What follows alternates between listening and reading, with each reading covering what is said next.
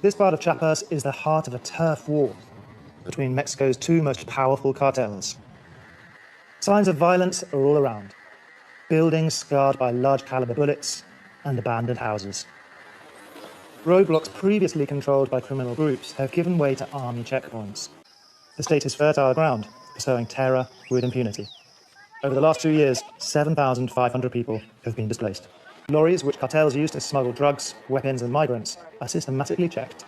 We arrive in the municipality of Frontera Comalapa. The Sinaloa cartel entered here triumphantly a few weeks ago after dislodging their rivals, Jalisco Nueva Generación. In these images, heavily armed men parade through the streets while locals applaud.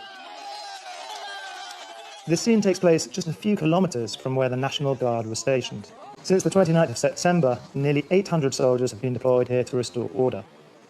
While the soldiers are here to bring calm to the situation, the town remains unsettled. Our camera makes people nervous.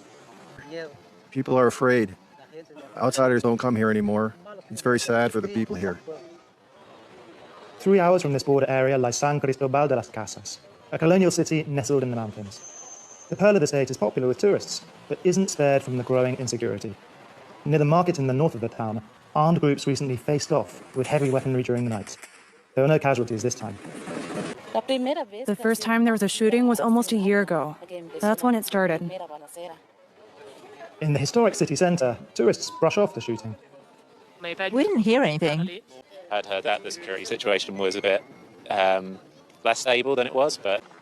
In 1994, an armed insurrection, led by Subcomandante Marcos, seized several towns and demanded autonomy for indigenous people. 29 years later, and the radical left movement has just announced it will disband some of its political structures in the face of the rising violence. In Mexico's poorest region, indigenous communities regularly clash. Sometimes conflicts end fatally. Catarina was expelled from her village along with 54 families, soldiers, paramilitaries, and political movements. A social fabric in which organized crime can embed and grow. They want to extort and threaten.